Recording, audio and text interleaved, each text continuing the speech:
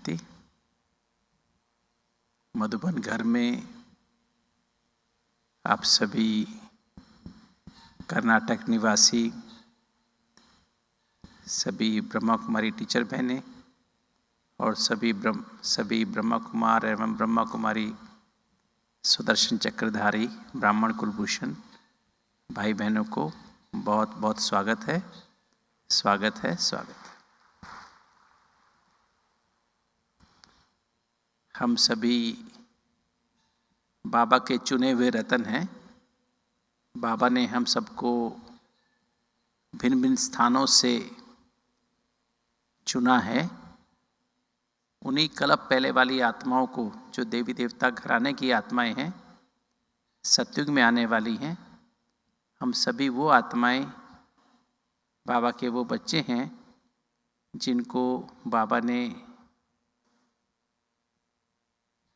आप सबको यहाँ चुन करके मधुबन घर में लाया है। आप सभी 1 साल के बाद यहाँ पधारे हैं। विशेषतया 1 साल तो हमने सभी ने बटनियाँ की, तपस्या की है कोरोना महाकाल में। और अब इस समय के प्रमाण, समय अंतिम समय आप सबको दिखाई दे रहा है। अंतिम समय दिखाई दे रहा है ना, कि कैसा समय आया। अभी परसों का जो वरदान था, कल का वरदान ही था। आश्चर्यजनक दृश्य हमारे सामने आएंगे, तो उसको फेस करने के लिए हमें क्या होना चाहिए, क्या बनना चाहिए? हम सबको, हमारी स्थिति ऐसी होनी चाहिए कि हम कभी किसी स्थिति में घबराएं नहीं। अगर हम अनुभव की अथॉरिटी बन जाते हैं, क्योंकि अधिकतर बच्चे अभी 3 तरह के बच्चे हैं बाबा के। एक हैं सुनने और सुनाने वाले, मुरली सुनते हैं और सुनाते हैं और वर्णन भी कर देते हैं, है ना। वर्णन करते, क्लास भी करा देते हैं। सुनना, सुनाना, वर्णन करना और क्लास भी करा देते हैं, ठीक है। पहले बच्चे तो ये है। दूसरे बच्चे हैं सुनने वाले और फिर समा करके फिर सुनाने वाले। सुन करके, समा करके, मतलब धारण करके फिर सुनाने वाले, राइट। और तीसरे बच्चे हैं स्वरूप बनने वाले। सुन करके स्वरूप बन जाते हैं और भले सुनाए ना सुनाए फर्क नहीं पड़ता है, किंतु वो स्वरूप बन जाते हैं। वो सारे विश्व की सेवा करते हैं। हम इस तरह से भी कह सकते हैं, बाबा के 3 तरह के बच्चे हैं। आपने सुना होगा, महारथी, घोड़ेसवार और तीसरे कौन से होते हैं? प्यादे, है ना। तो महारथी कौन? जो सुन करके और समा लेते हैं और अनुभव की अथॉरिटी बन जाते हैं। बाबा की एक एक बात को, बाबा के एक एक महावाक्य को, बाबा से एक एक संबंध को, बाबा के ज्ञान के एक एक बिंदु को, ज्ञान के एक एक पॉइंट को, हर गुण को, हर शक्ति को, उसको क्या करते हैं? उसको सच्चे दिल से महसूस करके अनुभव में लाते हैं। क्योंकि एक बात आपको बड़ी सबको क्लियर होनी चाहिए कि कोई भी चीज अगर हम सच्चे दिल की महसूसता के बिना अनुभव नहीं कर सकते। अगर सपोज आप अगर कोई चीज खाते भी हैं और आपकी बुद्धि कहीं और हो और वो चीज खा रहे हैं, किसी और चीज में आपका दिल लगा हो और आप खा रहे हो, तो आपका अनुभव होगा, उसका टेस्ट का भी आपको अनुभव होगा। सपोज आपके दिमाग कहीं और लगा हुआ है और आपको कोई चीज खाने की दी जाए, तो आपका उसका टेस्ट अनुभव होगा क्या? क्योंकि जब आपका दिल से उसको खाएंगे ना, तो उसका आपको महसूस होगा, रियलाइज होगा, और तब रियलाइज होने के बाद अनुभव होगा। तो बिना सच्चे दिल की महसूसता के बिना अनुभव नहीं हो सकता है। सच्ची दिल की महसूसता से ही अनुभव होता है। और फिर भिन्न भिन्न प्रकार के हम जब निरंतर अनुभव करते जाते हैं, तो हम अनुभव की अथॉरिटी बन जाते हैं। आपने सुना भी होगा, एक कहावत आप सबने सुनी होगी, जहां ना पहुंचे रवि रवि माना सूरज। जहाँ सूरज की धूप नहीं पहुँच सकती है वहाँ पर कौन पहुँच सकता है? वहाँ पहुँचे कवि, और जहाँ ना पहुँचे कवि वहाँ पहुँचे अनुभवी। हम बाबा के बच्चे, हम तो दुनिया में तो सब लोग क्या है, सब लोग वो भी अनुभव की अथॉरिटी है। हम लोग भी पहले अनुभव की, रावण के अनुभव की अथॉरिटी थे। हम सबको अनुभव है ना, देह भान का अनुभव है, देह के संबंध संपर्क का बंधन का अनुभव है, देह के पदार्थों के बंधन का अनुभव है, और देह के स्वभाव संस्कार के बंधन का अनुभव हम सबको है। उसके हम अथॉरिटी थे, है ना? थे नहीं थे? अभी भी भुलाने से बड़ा मुश्किल से भूलता है ना? देहभान भूलता है क्या? हम देहभान के अनुभव की अथॉरिटी हैं कि नहीं है? है ना? सभी हैं।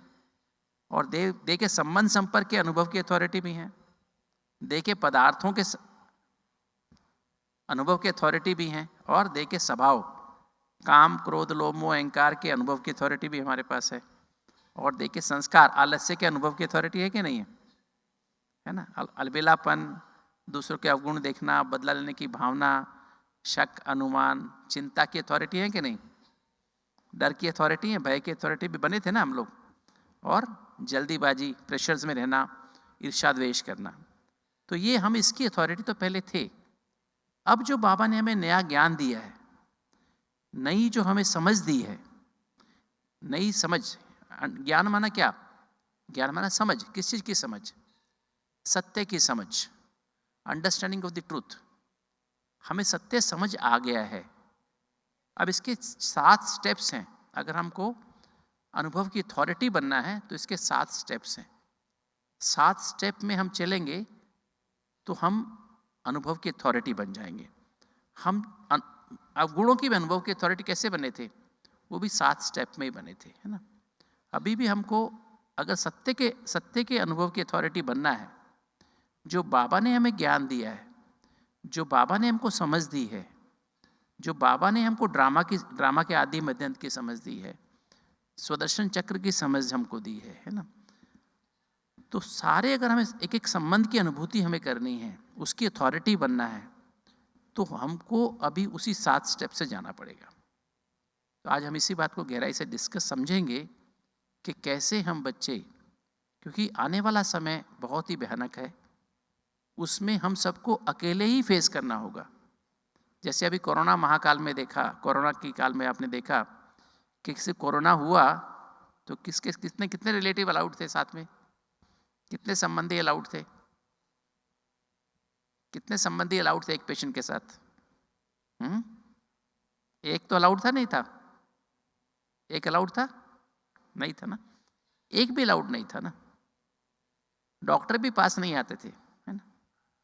नर्स भी बड़ी दूर से खाना भी बाहर रख के, दवाई भी बाहर रख के चले जाते थे, आप अपने आप उठ के ले लो, है ना? सीरियस पेशेंट को देखने के लिए हम स्पेशल तरह की पीपीई किट पहन करके हम लोग पेशेंट के पास जाते थे, है ना?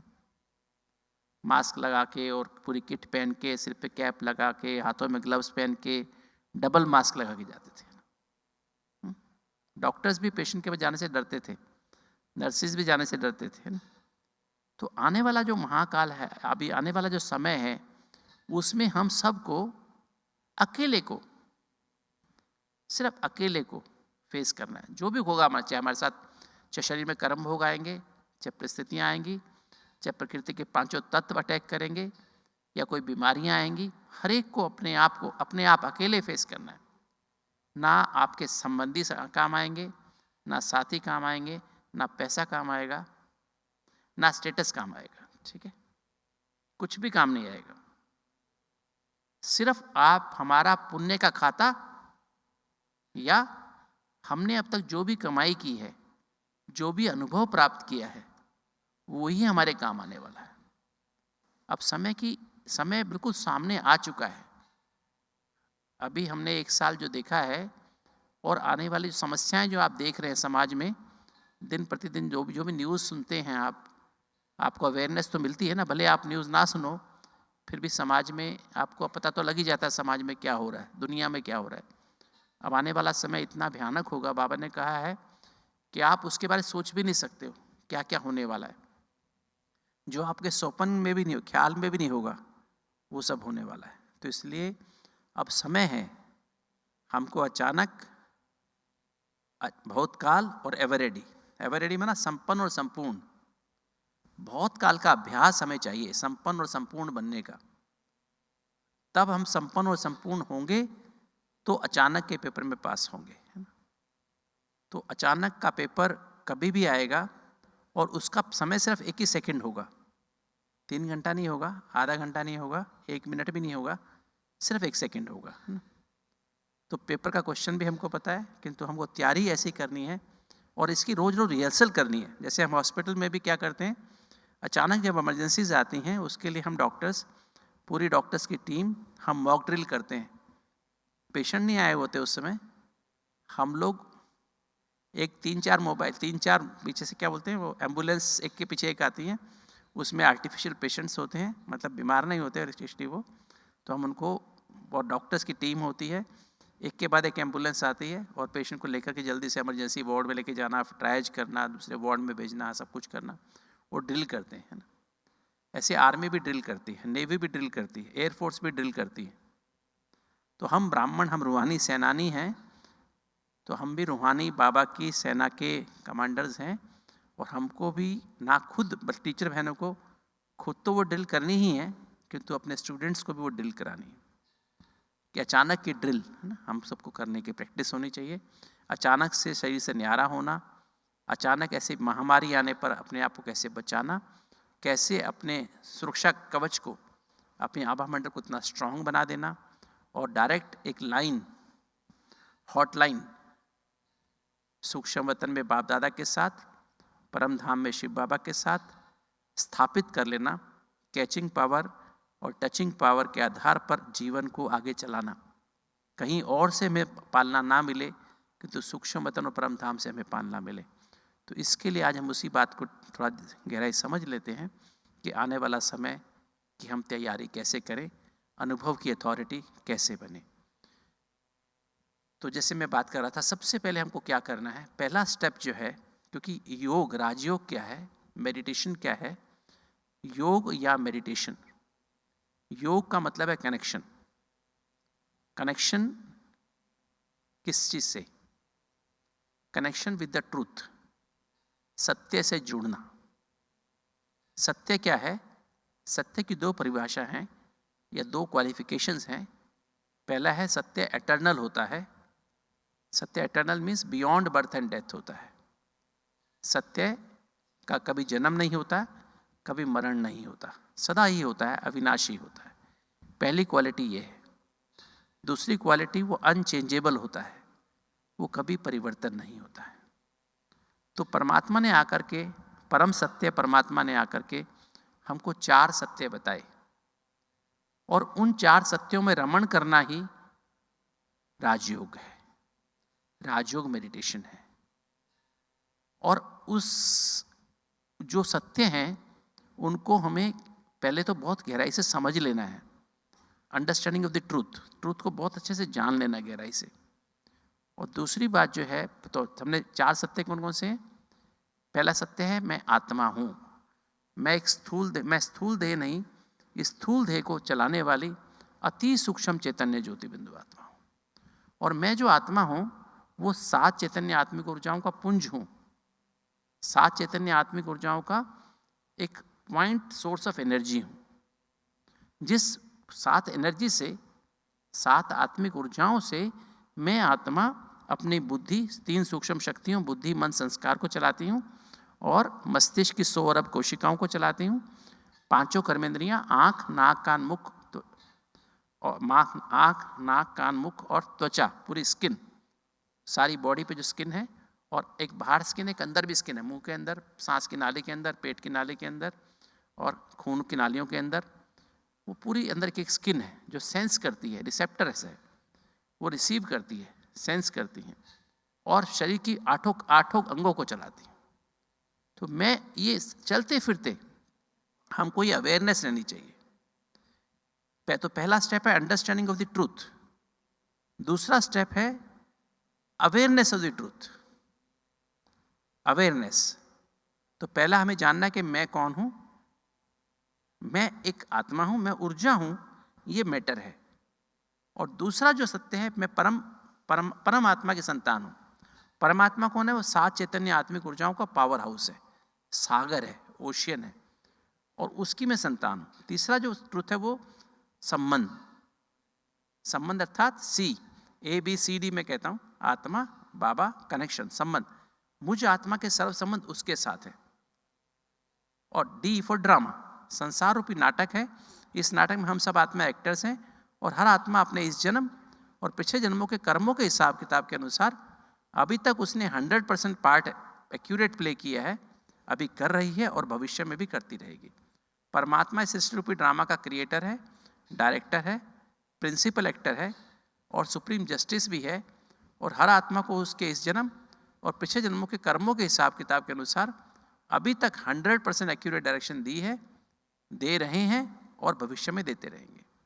तो ये 4 सत्य बहुत सहज है कहना, ABCD कहना बहुत सहज है, किंतु इसकी बहुत ही गहराई है, इसकी बहुत डेप्थ है। एक एक बात को अगर हम समझ जाएं गहराई से, और फिर अवेयरनेस, हमको अवेयरनेस 24 घंटा एक अवेयरनेस क्या रहती है, हमको 24 घंटा अवेयरनेस अभी भी, बाबा के बच्चे बनने के बाद भी, 30-40 साल ज्ञान में चलने के बाद भी, दूसरों को सिखाने के बाद भी, हम लोगों को एक अवेयरनेस रहती है। क्या अवेयरनेस रहती है? देह भान की अवेयरनेस खत्म नहीं हुई है, हमको टोटली इसको रिप्लेस करना पड़ेगा। मनन सारा दिन बार बार रिवाइज करना पड़ेगा, बार बार रिवाइज, अपने आप को बार बार रिवाइज करते जाओ, चलते फिरते, उठते बैठते, खाते पीते, इवन ब्रुश करते, कुछ भी कर्म करें, खाना खाते, कुछ भी कर्म करते, ये बहुत ही एफर्ट वाली बात है, इसी में मेहनत समाई हुई है। तो बार बार मनन, चिंतन में मुझे बनना है ऐसा, चलते फिरते मैं ऐसे महसूस करूं कि मैं आत्मा आंख से देख रही हूं, प्रैक्टिकली मैं आत्मा मुख से बोल रही हूं, मैं आत्मा कानों सुन रही हूं।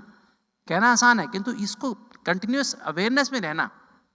तो मनन, चिंतन, मंथन। चिंतन माना मुझे ऐसा बनना है, जो बाबा की मुरली है ना, बाबा की मुरली की जैसे आज हमने पवित्रता की शक्ति के ऊपर मुरली सुनी, तो ये पवित्रता की शक्ति जो है, मुझे ऐसा बनना है। आज बाबा ने जो जो पवित्रता की बातें कही, ब्राह्मण जी का श्वास है, क्या है पवित्रता ना, कैसी परिभाषा, कितनी गुह्य है परिभाषा बाबा पवित्रता की, क्या क्या इससे प्राप्तियां हैं, वो बहुत गहराई से अपने आप को चिंतन में लानी है। मतलब मुझे इसको अडॉप्ट करना है, मुझे ऐसा बनना है, ये अंदर से चिंता नहीं, चिंतन लेके आना है। और फिर मंथन माना कैसे बनना है, मैं कैसे ये चीज मेरे जीवन में आ जाए। और फिर सिमरन माना कार्य करते हुए इसको कार्य में लगाना। तो ये अवेयरनेस की कंटिन्यूस चाहिए, क्योंकि हमको कंटिन्यूस अवेयरनेस, लगातार अवेयरनेस हमको किस चीज़ की रहती है, या तो हमको रहती है 99% तो हमको अवेयरनेस क्या, देहभान की रहती है, देखे संबंध संपर्क की रहती है, देखे पदार्थों की रहती है, देखे स्वभाव संस्कार की रहती है।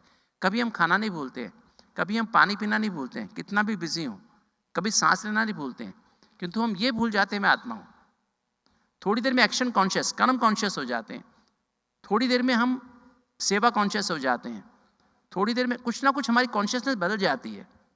तो ये अवेयरनेस। फिर जो है थर्ड स्टेप जो है वो है रियलाइजेशन ऑफ द ट्रूथ, सच्ची दिल से महसूस करना। जैसे हम लोग क्या करते हैं, जैसे अभी हम लोग जैसे कोई भी काम करते हैं, जैसे हमने जो एफर्ट, हमने मधुबन में हमने एक ग्रुप बना के एफर्ट करनी शुरू की, जब ये बात हमने समझी कि अमृत वेले से रियलाइजेशन कोर्स शुरू कर दिया, आंख खुली, रियलाइजेशन कोर्स शुरू।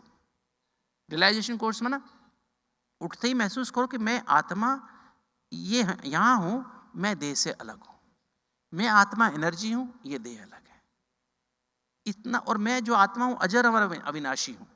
महसूस करें मैं लाइट कैसे, मैं आत्मा 7 चैतन्य आत्मिक ऊर्जाओं से ब्रेन की 100 अरब कोशिकाओं को पोषित कर रहे हूँ। ज्ञान की एनर्जी, पवित्रता की एनर्जी, शांति की एनर्जी, सत्य एवं निस्वार्थ प्रेम की एनर्जी, अतीन्द्रिय सुख की एनर्जी, आनंद की एनर्जी, और 8 शक्तियों की एक एनर्जी अर्थ के साथ, अर्थ सहित समझने की आवश्यकता है। कई बार हम शांति शब्द ऐसे ही बोल देते हैं, प्रेम शब्द ऐसे ही बोल देते हैं, हमें रियल मीनिंग पता नहीं होता है। तो हम रियल मीनिंग के साथ, अर्थ के साथ उसको समझें, उसको अपने, क्योंकि हमारी ब्रेन की सेल्स में क्या स्टोर है, एक सॉफ्ट कॉपी में हमने जो 63 जन्मों में हमने जो पाप कर्म किए है, वो एक सॉफ्ट कॉपी आत्मा में स्टोर है। और हार्ड कॉपी हमारे ब्रेन में स्टोर है। सौरभ कोशिकाओं में ऐसे केमिकल बने हुए हैं, जो जो हमने किए हुए हैं कर्म, काम विकार के वश, क्रोध के वश, लोभ के वश, मोह के वश, अहंकार के वश, देहभान में आकर के देह के संबंध संपर्कों की स्मृति हमारे अंदर रिकॉर्ड है। देह के पदार्थों की छोटी छोटी बातें स्मृति हमारे रिकॉर्ड है। हमारे ड्राइंग रूम में क्या रखा हुआ है उसकी स्मृति हमारे अंदर रिकॉर्ड है। हमारी तिजोरी में क्या क्या रखा हुआ है उसकी स्मृति रिकॉर्ड है। कोई चीज़ हमारी कमरे में से थोड़ी चीज़ भी गायब होती है ना, टेबल से, हमें एकदम स्मृति उसकी रहती है, वो रिकॉर्ड है। अभी हमको क्या रिकॉर्डिंग अंदर डालनी है, ये सहज बात नहीं है। इस रिकॉर्डिंग को परिवर्तन करना सहज नहीं है। इसके लिए बहुत बहुत हार्ड एफर्ट करनी पड़ेगी। बिना एफर्ट के हम इसको परिवर्तन नहीं कर सकते हैं। तो इसको इसी परिवर्तन को करना जो हमें है, वो ये जो परिवर्तन हमें करना है, इसके लिए हमको एक प्रोसेस को अपनाने की आवश्यकता है। क्योंकि एक कहते हैं रिवार्ड फिनोमेना, हमारे यहाँ रिवार्ड फिनोमेना। जैसे हमने क्या देखा हुआ है, बचपन से क्या देखा हुआ हमने, कि हमने बार बार देखा, बचपन से देखा हम सब ने, जब छोटे थे हम माता पिता के साथ थे, छोटेपन में 5-6 साल की उम्र में देखते थे कि माता पिता बच्चों को, दूसरे भाई बहन को डांट लगाते थे, काम हो जाता था। गुस्सा करते थे, काम हो जाता था। जल्दीबाजी करते, काम हो, टीचर हमारे जल्दीबाजी करते थे, काम हो जाता था। डराते थे, काम हो जाता था। तो बार बार रिकॉर्डिंग हमारी सेल्स में हुई है। अब अनुभव की अथॉरिटी हम उसकी बने हुए हैं। तो ज्ञान में आने के बाद भी, क्योंकि मेरे पास तो हार्ट के पेशेंट्स आते हैं ना, और हमारे कई बीकेस को भी हार्ट की बीमारी होती है, उनकी आर्टरीज भी ब्लॉक हो जाती हैं, उनको भी ब्लड प्रेशर, डायबिटीज़ हो जाती है। तो मैं पूछता हूँ उनसे कि आपको अभी ये आदत है? और क्योंकि हम लोग क्या करते हैं, साइकोलॉजिकल क्वेश्चनर हमारे पास होते हैं। कोई हमको ना भी बताए तो हम उनके साइकोलॉजिकल क्वेश्चनर उनको दे देते हैं और उनको आंसर करने के लिए कहते हैं। और फिर हमारे पास एक कंप्यूटर में डाटा फीड करते हैं उसको, और उसमें की होती है, उसके अनुसार उसमें कितना गुस्सा है, कितनी चिंता है, कितनी जल्दीबाजी है, कितना उदासी है, कैसा उसके, कितनी सेंसिटिव नेचर है, कितनी भावुकता है, कितना उसके अंदर उसका लाइफस्टाइल क्या है, पूरा का पूरा हमारे सामने आ जाता है ना। तो वो परिवर्तन, बेसिक बात है, व्यवहार की बात। अगर मेरा व्यवहार नहीं बदलता है, भले मैं बीके हूँ, भले मैं 40-50 साल से ज्ञान में हूँ, किंतु मेरे व्यवहार में अभी भी जल्दीबाजी है, अभी भी चिंता है, अभी भी गुस्सा है, अभी भी इरिटेशन है, अभी भी रिजेंटमेंट है, कुछ दबा हुआ गुस्सा अंदर है, सप्रेस्ड एंगर है, तो मेरे हार्ट की आर्टरीज ब्लॉक हो रही है। मेरे अंदर कड़वाहट है तो मेरी डायबिटीज बढ़ रही है। मेरे अंदर अगर पास्ट का प्रेशर मैंने रिलीज नहीं किया है तो मेरा ब्लड प्रेशर बढ़ता ही जाएगा, है ना। कब होगा? अब अंतिम समय आ गया है। आज की मुरली में भी था, जब कारणे डॉक्टर्स के पास लाइन हम जाएंगे, दवाई मिलेगी पर दवाई काम नहीं करेगी, क्योंकि हमारा स्ट्रेस लेवल इतना ज़्यादा होगा, हमारी कड़वाहट इतनी ज़्यादा होगी, हमारे अंदर इतना गुस्सा ज़्यादा होगा कि दवाइयाँ भी काम नहीं करेंगी। खान पान ऐसा मिलेगा नहीं तो दवाइयाँ कभी काम नहीं करेंगी, दवाइयाँ फेल हो जाएंगी। दवाई ऑलरेडी फेल हो रही हैं। कोरोना काल में हमने क्या क्या दवाई नहीं दी कोरोना के मरीजों को। पेट की दर्द, पेट में जो इन्फेक्शन होता है उसकी दवाई भी दी, मलेरिया की दवाई भी दी, कीड़े की दवाई भी दी। आप पता होगा, सुना होगा आपने। हम हर तरह की बैक्टीरिया की दवाई भी दी, सब तरह की वायरस सब फेल हो गए। अभी तक भी कोई कोरोना की दवाई निकली नहीं है। वैक्सीन जरूर निकाली है, क्योंकि अभी तक कोरोना की ऐसी दवाई नहीं जिसको कोरोना हो जाए उसकी दवाई दे दें हम, ठीक हो जाए पेशेंट। तो दवाइयाँ फेल होंगी, ऐसी बीमारी आ रही है। तो अभी हमको वो समय है कि हम ये जो 7 गुणों की अथॉरिटी, क्योंकि 7 गुण चाहिए हमारे शरीर के हर सेल को, ये 7 गुण से हमारी सेल्स बनी हैं, वो कार्य करती हैं। और 7 गुण अगर मेरे व्यवहार में नहीं आए, उसके अनुभव की हम अथॉरिटी नहीं बने, तो हम अंत में ये दवाइयां हम छोड़ नहीं पाएंगे। दवाई हमको अभी छोड़नी है। कब छोड़नी है? विनाश आने के बाद। उसमें दवाई मिलेंगी नहीं। आपका थायराइड खराब है, उसमें आप रोज थायराइड की 100 माइक्रोग्राम गोली खाते हैं सुबह 5 बजे, गोली मिलेगी नहीं, कैसे चलोगे फिर? कैसे चलोगे? ब्लड प्रेशर है, कैसे चलोगे? डायबिटीज है, कैसे चलोगे? रोज हार्ट की दवाई खाते हो तो चलते हो, नहीं तो कैसे चलोगे फिर बाद में? अभी छोड़नी पड़ेगी। इतनी अंदर शांति, प्यार, खुशी की अथॉरिटी बनना पड़ेगा। बाप से एक संबंध के अनुभव की अथॉरिटी बनना पड़ेगा। सूक्ष्म वतन में जाने की अथॉरिटी बनना पड़ेगा। बाप दादा की गोद का अनुभव करने की अथॉरिटी बनना पड़ेगा। जब जब इस दुनिया में कुछ होगा हम सूक्ष्म वतन में उड़ जाएं सेकंड में, उसकी अथॉरिटी बनना पड़ेगा। उसके बगैर हमको, और वह भी बनना पड़ेगा, दैवी गुण भी अभी धारण करना पड़ेगा, देवता भी अभी बनना पड़ेगा, फरिश्ता तो अभी बनना ही है, ब्राह्मण से फरिश्ता तो बनना ही है, और देवता भी अभी बनना पड़ेगा। तो उसका कब कब अनुभव की अथॉरिटी बनेंगे? तो उसका प्रोसेस यही है कि एक एक बात को सच्चे दिल से महसूस करो, रियलाइज करो। अमृत वेले उठते ही मैं आत्मा इस देह से अलग हूं, मैं आत्मा चैतन्य शक्ति हूं, मैं आत्मा 7 चैतन्य आत्मिक ऊर्जाओं का पुंज हूं, परमात्मा से कंबाइंड हूं, परमात्मा पावर हाउस है, उससे कंबाइंड हो। रियल में उसको ऐसे महसूस करके और अपने पूरे मन बुद्धि संस्कार तीनों को वो एनर्जी दे दो, मस्तिष्क के 100 अरब कोशिकाओं को वो एनर्जी दे दो। क्योंकि वो समय जब आप उठते हो सुबह सुबह, जब सुबह सुबह उठते हैं, हम सोते हैं ना, दिन में हमारी फ्रीक्वेंसी ब्रेन का हम ईजी करते हैं। हमने हार्ट के प्रोग्राम में लोगों के सबके ईजी किए थे। जब हमारे पास लोग आए तो उनके ब्रेन की फ्रीक्वेंसी 30, 35, 40 थी पर सेकंड, मतलब 30 से 40 विचार 1 मिनट में आ रहे थे उनको। और जब उनको राजयोग का अनुभव कराया गया तो 7वें दिन हमने टेस्ट करके देखा तो उनके ब्रेन के थॉट्स की जो स्पीड थी वो 4 से 6 हो गई थी, 4 से 7 हो गई थी। थीटा रिदम है ना, मतलब वो शांति और प्यार की रिदम थी। तो हमको क्या करना पड़ेगा? हमको अभी वो रिदम को अचीव करना पड़ेगा, चलते फिरते, उठते बैठते, खाते पीते। तो वो जो देहीमानी स्थिति का मतलब ही क्या है? देहीमानी स्थिति का मतलब ही है हमारी रिदम 8 से कम आ जाए, 4 तक आ जाए, 8 से 4 के 4 से 8 के बीच में आ जाए, और प्रैक्टिकली उसको लाना पड़ेगा। तो ये हमको आधा घंटा सुबह शाम योग करके नहीं हो सकता है। श्वासों श्वास सच्चे दिल की महसूसता रियलाइज करते जाओ। पहले ज्ञान को मैं समझता हूँ शायद मैं जब ज्ञान में आया मैंने कोर्स नहीं किया था प्रॉपर्ली। शायद 2 दिन कोर्स, हस्बैंड बहुत बिजी होते थे, all India institute of medical sciences Delhi में था, मैं टाइम नहीं मिलता था। आए थोड़ा 15 मिनट में बहन जी को कहा, बहन जी 15 मिनट में कोर्स करा दो, आज का चैप्टर करा दो। 15 मिनट में करा दिया। फिर 2 दिन नहीं आए, 2 दिन आने से फिर तीसरे दिन फिर आए, बहन जी 15 मिनट और करा दो, है ना। फिर बहन जी वैसे 2-3 बार ऐसे किया होगा। फिर डायरेक्ट मुरली पढ़ सुननी शुरू कर दी। तो मुरली से ही कोर्स हुआ, क्योंकि जब हार्ट का प्रोग्राम शुरू हुआ तो इसमें हर पेशेंट को कोर्स कराया जाता है। लगभग 169 प्रोग्राम्स हुए हैं। मैंने 150 बार कोर्स किया उसके बाद, है ना। और 150 बार मैंने कोर्स किया, 150 बार कोर्स में मजा आ रहा है अलग। जैसे मुरली सुनते हैं रोज, अलग मजा आता है ना। तो ज्ञान की गहराई जितनी बार हम सुनते हैं, जितनी बार गहराई सुनते हैं, तो सत्य की समझ अंदर से आ जाए, आत्मा गहराई से उतर जाए, परमात्मा गहराई से उतर जाए, उसकी गहराई, आत्मा परमात्मा के 9 संबंध मुख्य है, उसकी गहराई में उतर जाओ।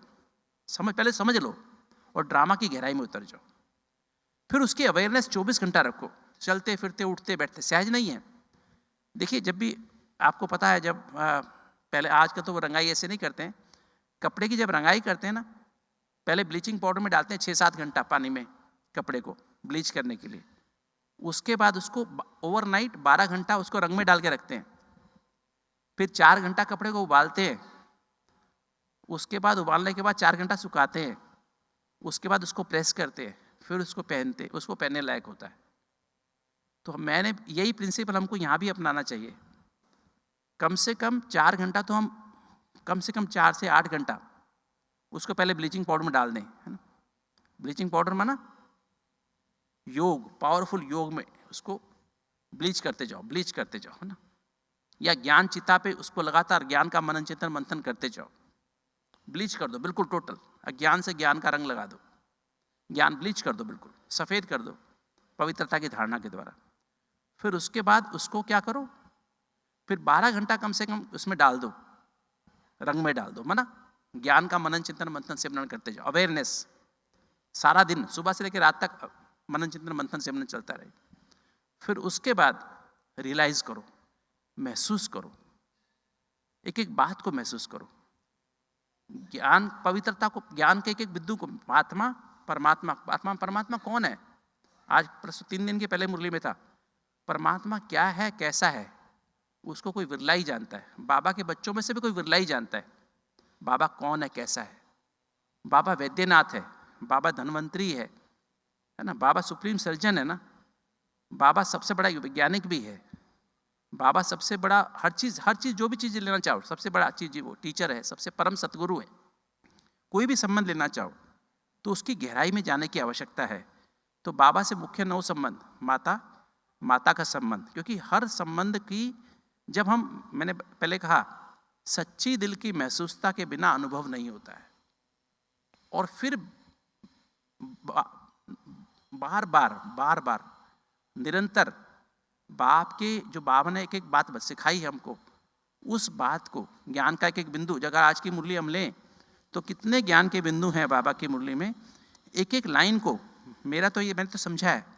क्योंकि जब हमारे पास हार्ट का प्रोग्राम आया तो मैं भी पहले क्या करता था कि बस ऐसे ना विजुलाइज करते थे, जो सीखा था ना विजुलाइज करो, ऊपर सूक्ष्म वेतन में जाओ, ऐसे करो ऐसे करो ऐसे करो, तो लोगों को कुछ फायदा नहीं होता था, ब्लॉकेज खुलती नहीं थी, लोग इम्प्रूव नहीं हो रहे थे। फिर मैंने दादी गुलजार दादी के द्वारा, दादी प्रकाशमणि ने दादी गुलजार को कहा था कि गुप्ता जी को जब भी कुछ बात पूछनी है तो आपके पास आएगा, आप बाबा से मैसेज ला के देना। तो मैंने कहा दादी जी लोगों को तो परिवर्तन नहीं हो रहा है।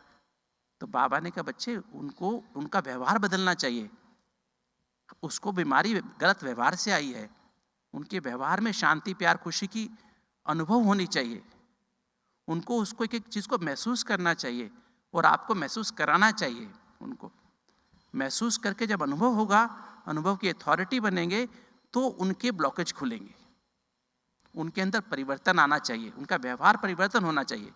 व्यवहार परिवर्तन होगा तो आहार परिवर्तन होगा। जबरदस्ती आप उनको डाइट चार्ट दे दोगे फॉलो करो, वो उससे परिवर्तन नहीं होगा। दिल से वो खाएं भी तो सही ना, रोके तो ना खाएं ना। तो बाबा का मैसेज ऐसा आया कि दिल से खाएं, जो भोजन उनको बिना घी वाला भोजन, बिना सूखा भी भोजन दे रहे हो, दिल से खाएं ना, उसको सच्ची दिल से खाएं, भोजन को खुशी और खुशी खाएं, तो उनकी बीमारी बदलेगी।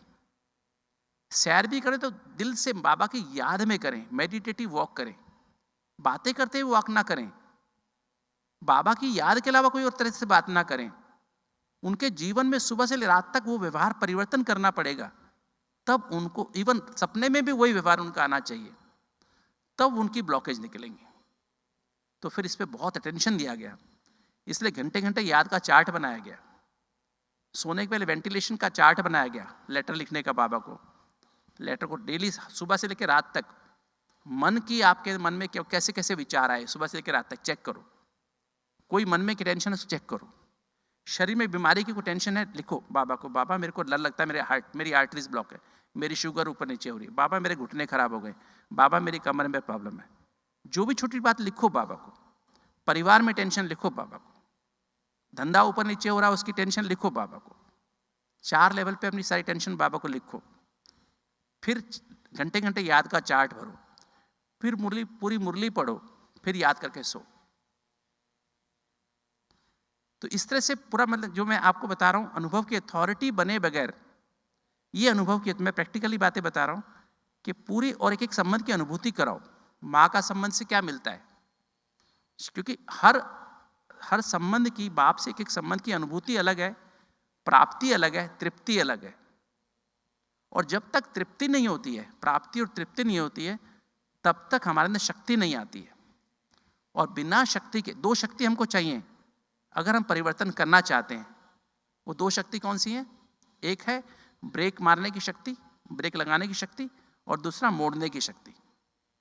क्योंकि हमारे जो ब्रेन में जो सेल्स में जो भरा है ना, जो इंफॉर्मेशन भरी हुई, डाटा भरा हुआ है, वो हमको गलत तरफ लेके जाता है। बाहर जितनी भी सिचुएशंस है, जो लोग हमारे आसपास हैं, वो सबके सब हमको गलत तरफ लेके जाते हैं। तो जैसे ही हम गलत तरफ जाएं, ब्रेक लगा दें या फिर मोड़ दें गाड़ी। संकल्प इधर जा रहे हैं, इधर एकदम मोड़ दें। तो ऐसा हमें 2 शक्ति चाहिए। पर शक्ति जब तक हम सच्चे दिल की महसूसता के द्वारा, ज्ञान के एक बिंदु का, पवित्रता का, शांति का, शांति क्या है? जैसे कल की मुरली था, शांति हमारा स्वधर्म है। स्वधर्म कैसे है? आत्मा 84 जन्म लेती है, अभी तक हम 83 जन्म ले चुके हैं। शांति का मतलब क्या है? शांति का मतलब है बीइंग इन द प्रेजेंट, वर्तमान में रहना, ना पास्ट का चिंता ना भविष्य की चिंता। अगर आत्मा के पास पिछले जन्म का डाटा निकल आए 82वें जन्म का, तो क्या होगा? क्या होगा? क्या होगा बताओ? पिछला जन्म मुझे सारा का सारा याद आ जाए तो क्या होगा? पूरा कंफ्यूजन हो जाएगा, नहीं हो जाएगा? इवन मेरी कल की बात भी मुझे अभी याद आ जाए, बाबा को याद करने बैठा हूं तो क्या होगा? याद लगेगी क्या? सुबह से लेकर अब तक क्या हुआ वो याद आ जाए तो मैं क्या होगा? क्योंकि बाबा शांति का सागर क्यों है? कि बाबा हमेशा वर्तमान में रहता है। बाबा ना पास्ट की सोचता है, ना भविष्य की सोचता है, ना वर्तमान की सोचता है। ड्रामा अनुसार जो होना होता है उसको टच होता है, बस वो बोल देता है। और हम सारा दिन सोचते ही रहते हैं। 90% विचार हमारे पास से आते हैं, भविष्य से आते हैं। और शांति में ना वर्तमान में रहना, बीइंग इन द प्रेजेंट। तो ये मुझे आत्मा का धर्म है, ये मुझे आत्मा की प्रॉपर्टी है, वर्तमान में रहना। और वर्तमान में सत्य का मनन चिंतन करना। योग माना कनेक्शन विद द ट्रूथ, सत्य से जुड़ जाना। मैं आत्मा हूं, उस परम सत्य परमात्मा के पावर हाउस की संतान हूं, और उससे एक संबंध को अनुभव करना। और ड्रामा, सृष्टि रूपी ड्रामा में अभी तक जो कुछ हुआ है बिल्कुल ठीक हुआ है, उससे साक्षी दृष्टा हो जाना। अभी जो हो रहा है, मैं बाबा की गोद में बैठा हूं, बाबा मुझे हर संबंध से प्यार दे रहा है और पालना दे रहा है। और जो होने वाला बहुत अच्छा होने वाला। क्या अच्छा होने वाला है? मैं भी ब्राह्मण हूँ, फरिश्ता सो देवता सो बीजरूप स्थिति बना करके बाप के साथ वापस घर जाने वाला हूँ, वाया सूक्ष्मतन, और वापस नंबरवार पुरुषार्थ अनुसार सुखधाम में आने वाला हूँ। तो वो अपने आप ही ऑटोमेटिक, ये जैसे ना अंदर से मनन चिंतन सारा दिन चलना चाहिए और इसको महसूस करना चाहिए। महसूस करते करते पवित्रता को महसूस करो। ज्ञान का क्या अर्थ है? ज्ञान माना अपने सत्य स्वरूप को, अपने सत्य स्वरूप इमर्ज हो जाना।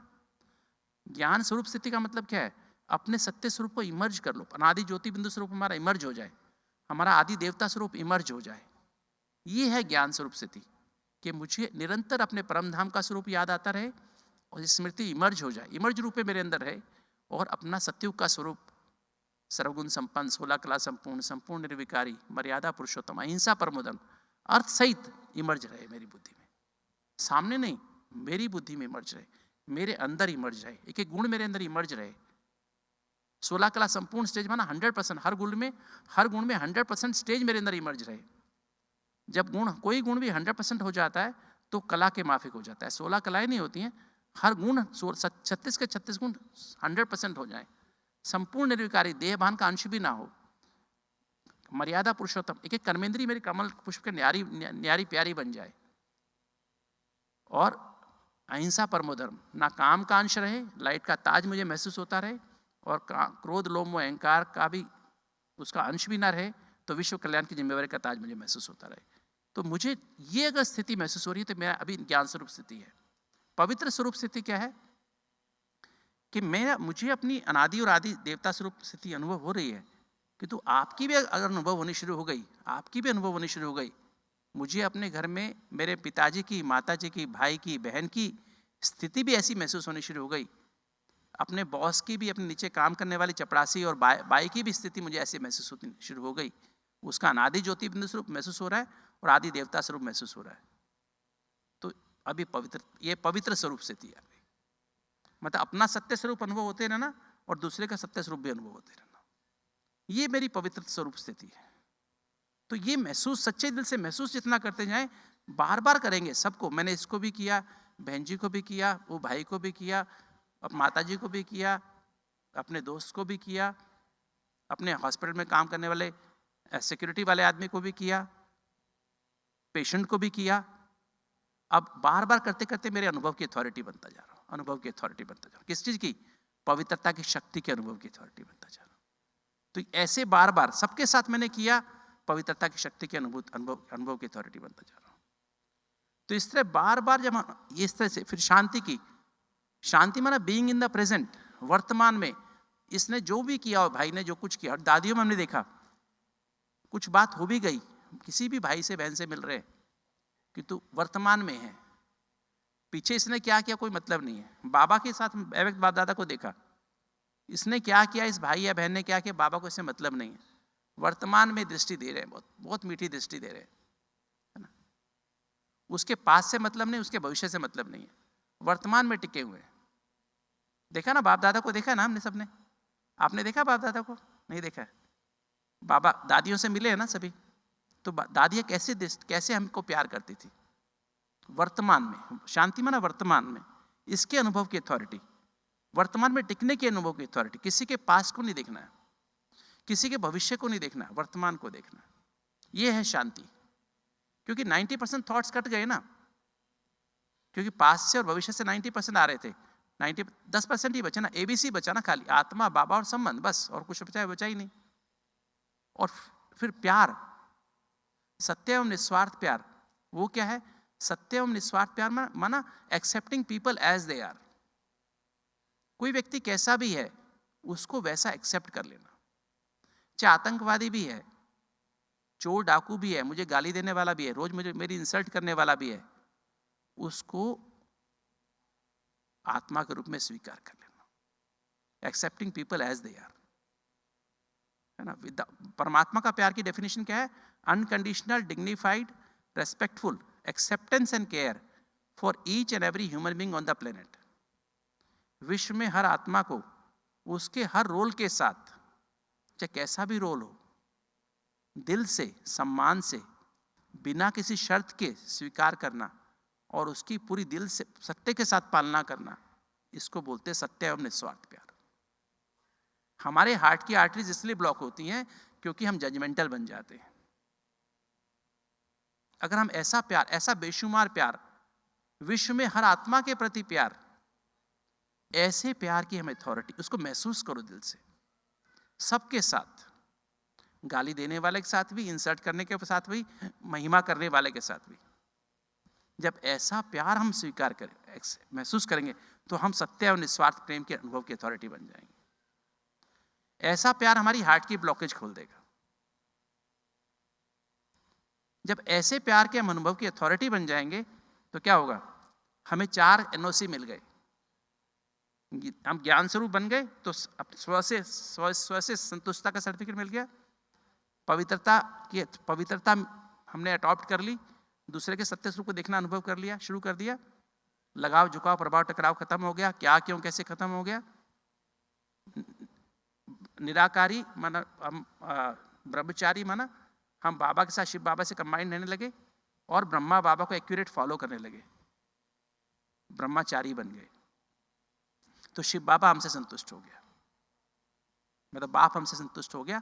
शांति, हमने पास का चिंतन बंद कर दिया, भविष्य की चिंता बंद कर दी, और वर्तमान में रहने लगे, तो ड्रामा हमसे संतुष्ट हो गया।